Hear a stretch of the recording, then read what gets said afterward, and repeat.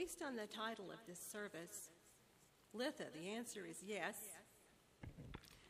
You may still have a couple of questions. Jay touched on them. I'm going to try to explain them a little further.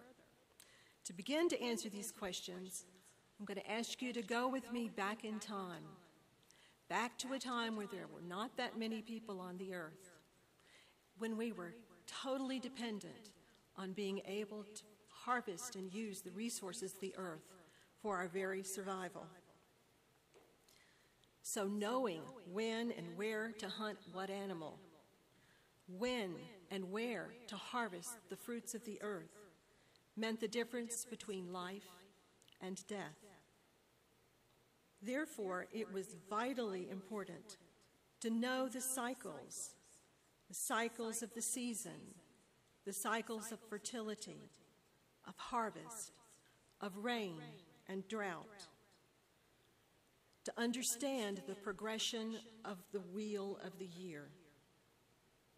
So, what did human beings do to help them grasp these cycles, to learn how to use the resources of the earth? We began to make ways to mark things in the progression of the year, like the vernal and autumnal equinox and the winter and summer solstice. We gave special meaning and power to these days. We built structures like Stonehenge or the ancient buildings of Chaco Canyon to help us know exactly when these days occurred so that we were better able to use the resources of the earth to survive. And we also developed rituals surrounding this important cycle. Rituals that did principally two things.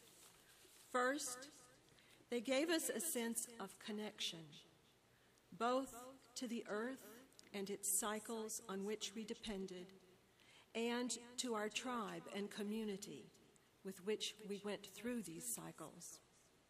Secondly, these rituals provided some sense of control, some sense of sharing in the power of nature. Ritual is as old as human history. Yesterday was one of the special days, the summer solstice, also known as Litha. This is the time of the climax of the sun's power, as Jay had said before. Yet, within that climax is the whisper and promise of return to dark. Therefore, Litha is a time of duality, a time of both zenith and waning. There's a duality in ritual as well. When Jay and I talked about this service, we realized that we come at ritual from two different ways. So we decided, let's just talk about that duality and share what each means to us. Therefore, to the question, is ritual a way to deepen and strengthen inner life, or is it a tool to connect with and use Earth's power and impact our environment? The answer is yes. I'll now try to share with you some of the ways in which ritual within my nature-based spirituality have impacted my life. This means so much to me that it's sometimes hard to articulate, so forgive me if I stumble. First of all, why should I care about the cycles of the earth? I don't have to plant crops and hunt, animals. I can go to the grocery store. But it's just part of me. Really, when we think about it, we are dependent on the earth. But from the time I was a little girl, I have roamed forest and field. I would rather play in the stream and the woods than anything else. No Barbie dolls for me. Secondly, like the writer of the poem that I read as an opening word, I go to the mountain to heal. It's where I find my comfort and my solace. In the year that my father was diagnosed with terminal cancer, Even living in New Jersey, I managed to find the mountain and the woods. And that's where I went to find solace and to heal. In the ensuing years that brought divorce and single parenthood, I kept going back because that's where I found my comfort. Thirdly, in the past few years, as I've been studying geology and as I'm starting my training to become a master naturalist, I've learned so much about just the history of the earth, the way it's put together, about the creatures of the earth, both animal and vegetable. And it's just deepened and broadened my sense of awe and wonder and amazement at this beautiful, wonderful place and for the universe from which it sprang. Things like holding a 1 billion-year-old rock in your hand will tend to do that for you. Spiritually, what this has come to mean for me is a reverence for the earth and for all the things of the earth. More than ever, I know that I am a part of all of this. And more than ever, I want to know in my spirit and understand and have that connection with all that is.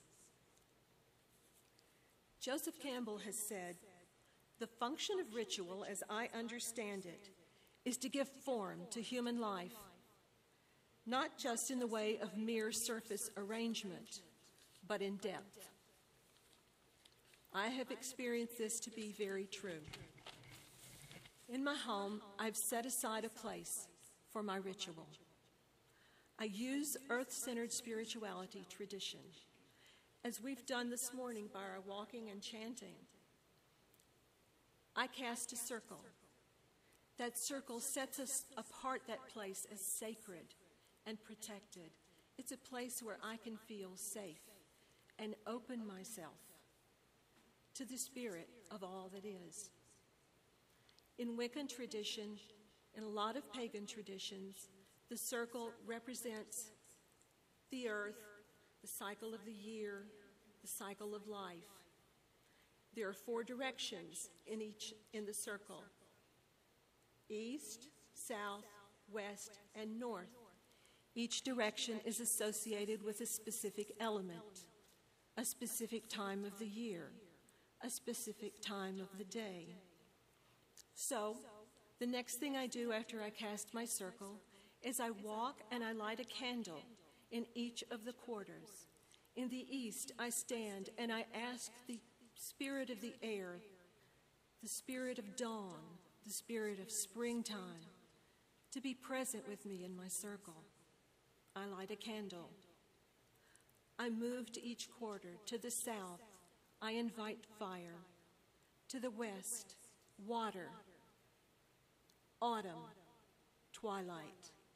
To the north, winter, nighttime, the earth. And then I just sit in the center of my circle and I commune with these things which are sacred to me. And I have learned so much. There's some things that may seem obvious, but they've become deeper meaning to me. For instance, when I first started this, the concept of fellowship with night and darkness and winter was frightening. But then I came to understand that they are a part of the cycle of all things. Night is a time to rest from labor. Winter is a time that, especially for people way back when, taught them to prepare and to persevere and to be strong. And the earth gives us our sustenance. The earth has dark places, but they function too. So what this ritual has done for me, by the use of symbol and ritual movement and just the things I do, has helped me to understand that death is neither good nor bad. Night is nothing to be afraid of. This is just the nature of things. It's part of all that is. So I can be at peace with it. I found that I can be at peace with life if I try just to understand and allow myself to be open to learning and understanding the nature of things.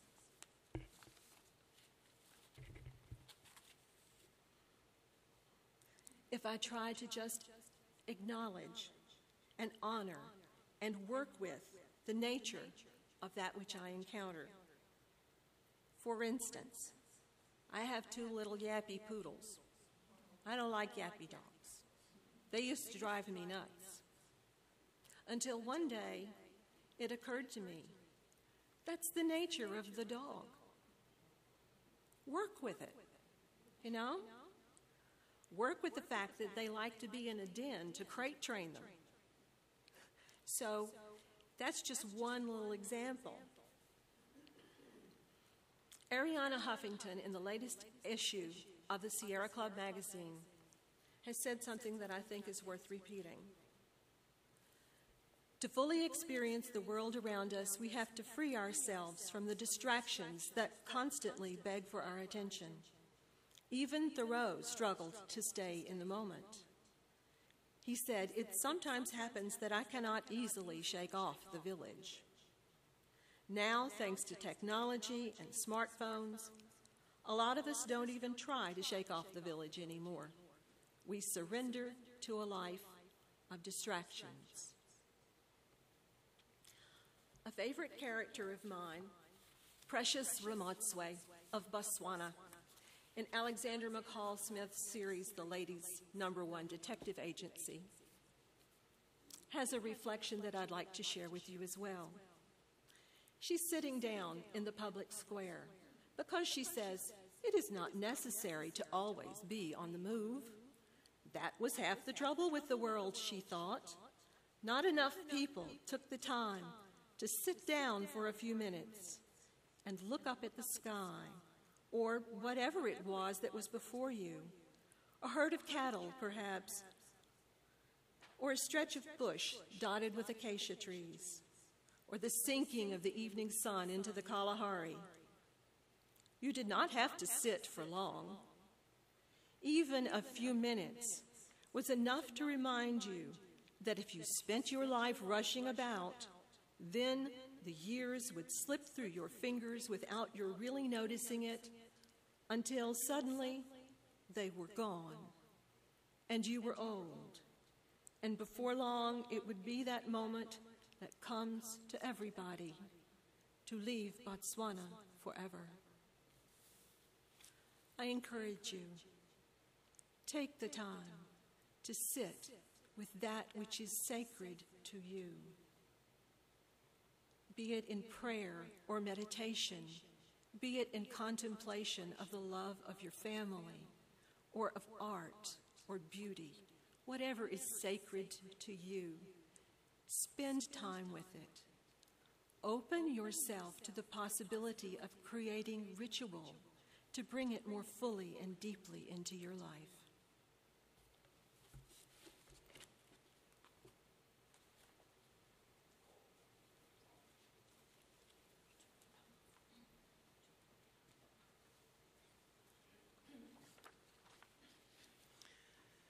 Many of us experience meditation.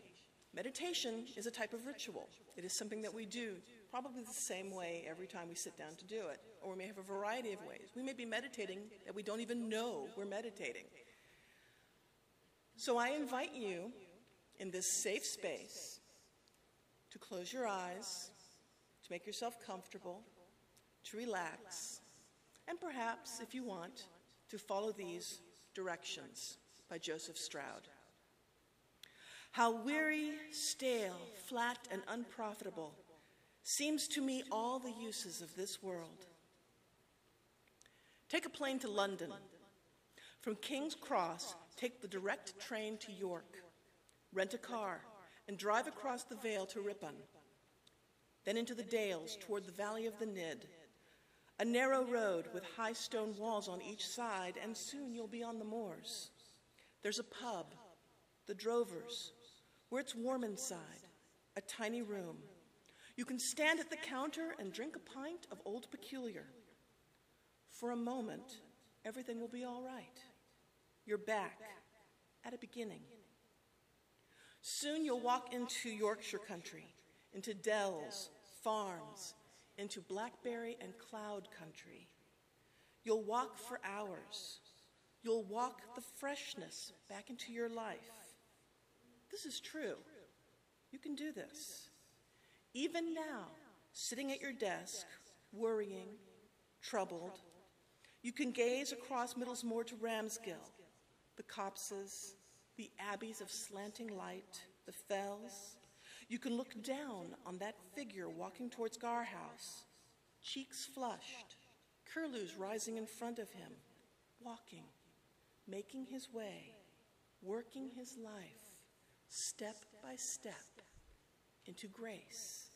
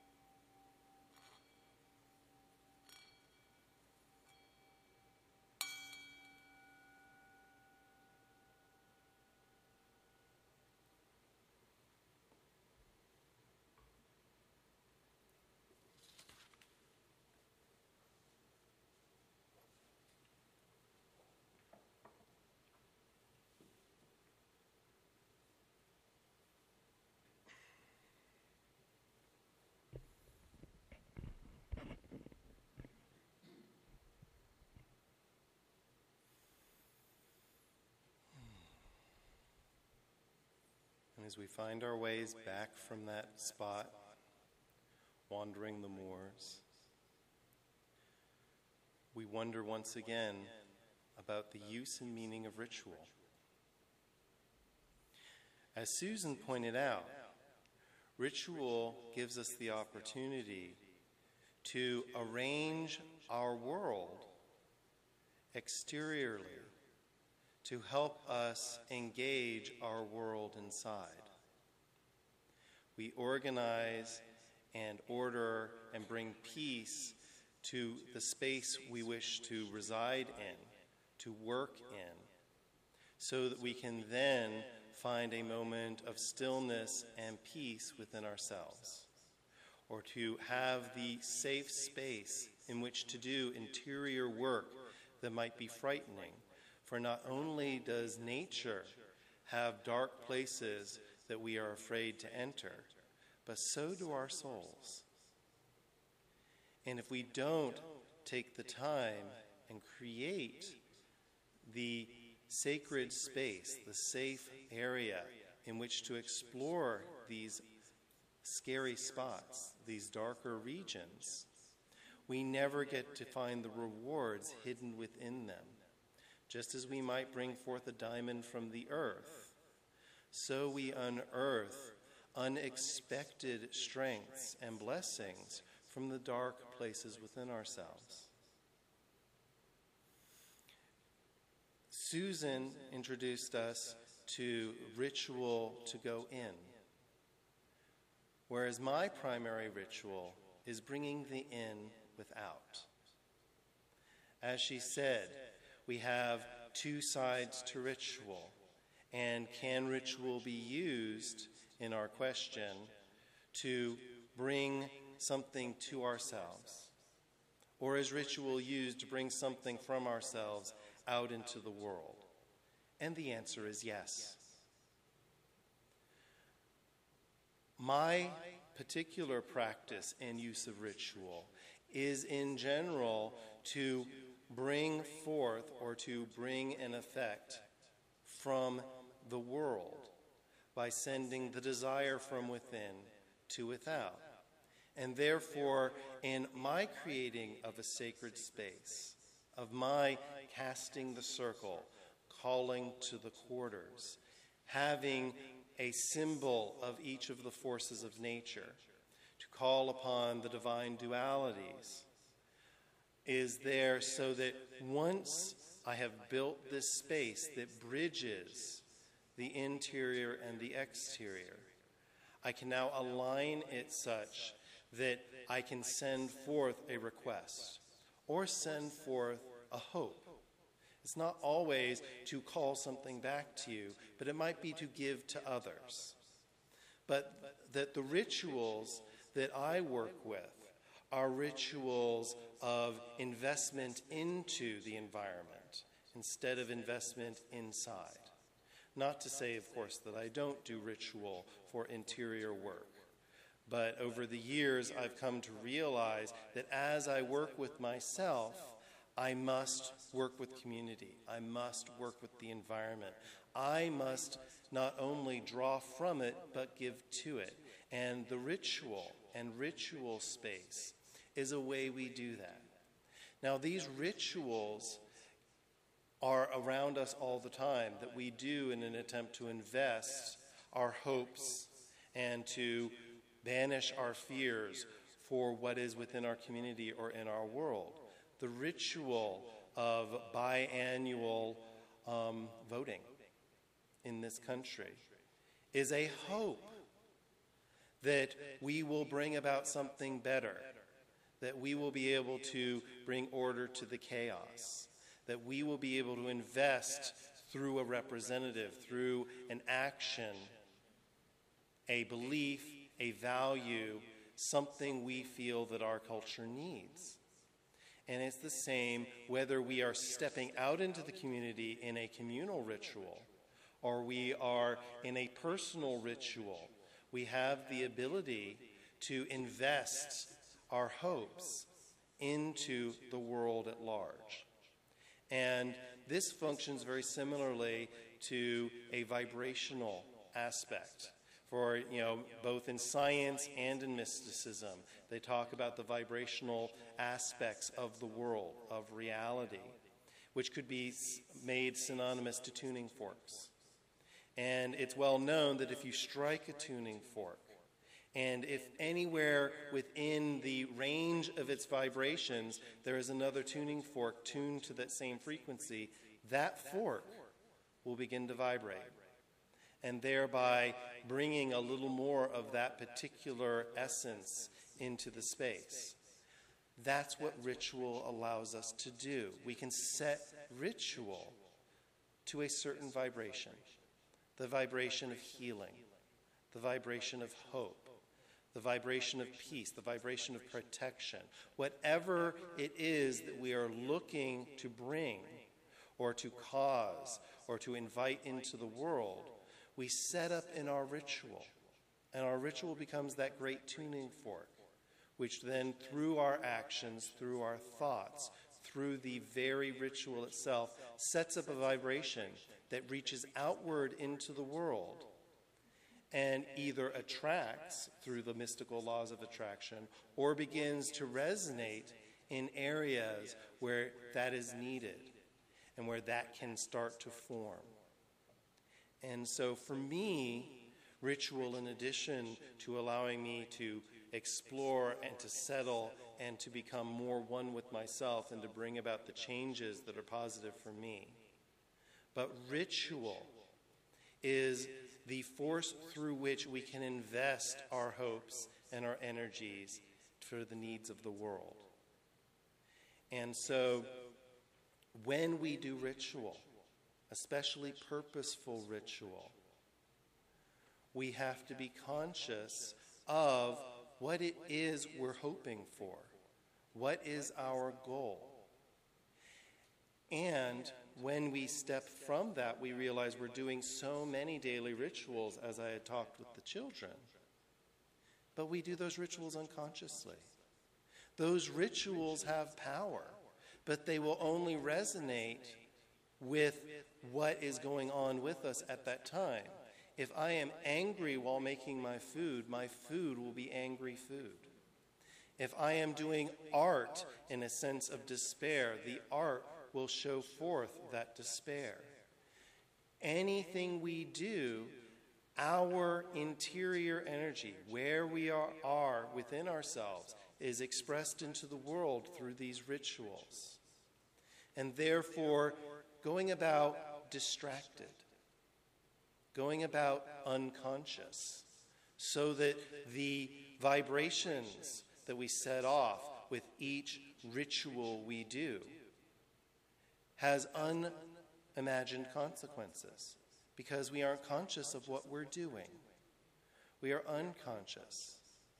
And by bringing ritual into consciousness, by taking that moment and becoming aware of our surroundings, becoming aware of our interior life, becoming aware of where are we, what are we doing, taking a moment to stop being distracted. Once again, reorients ourselves to align with the power of our everyday rituals. We don't have to wait till Sunday and show up in a particular building so that we can all pray for peace. We can pray for peace with everything we do. We can pray for happiness in everything we do. We can bring joy in every act. That is the power of ritual. Because when we consciously make our everyday a ritual, when we use that power that we already do, it brings for us a more meaningful life, and we will find that those around us are enriched simply by the act of our being with them. I call this augmenting reality. And it just so happens my dissertation's on augmented reality. Because we've spent our entire lives investing meaning through our ritual, whether it's an interior or an exterior, into our surroundings. We look at a stone egg, or a stone shaped as an egg, and we suddenly go, stone, marble, egg, spring, renewal, re-life, rebirth, Christ. All of that into a rock. That rock is not screaming out to us saying, I am a symbol of Christ's rebirth, or I am a symbol of Ostara in a great ancient tradition. It's saying, hi, I'm a rock. We are turning to the rock and saying, oh, you are a reminder to me of rebirth, and that I can bring that forth. That is augmenting reality. That everything we do, every act we make, every encounter we have, we invest a meaning to it. It's not just a thunderclap. It's not just a lightning bolt. It's not just a quiet, peaceful breeze going through the woods. We invest meaning in these things, whether that meaning is simply, oh, isn't that peace? Or isn't that love? Or isn't that beauty? We are the ones who invest that meaning into that which is around us.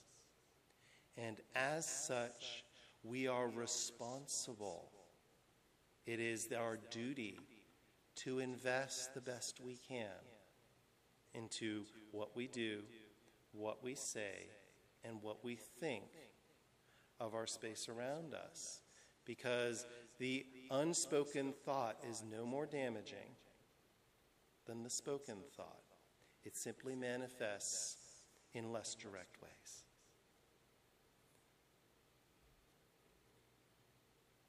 I hope that we've had a few moments of reflection, of looking both at the opportunities to use ritual to go within and ritual to go without, personal and communal, cultural and environmental. It is all ritual, and we're all participating in it every day of our lives.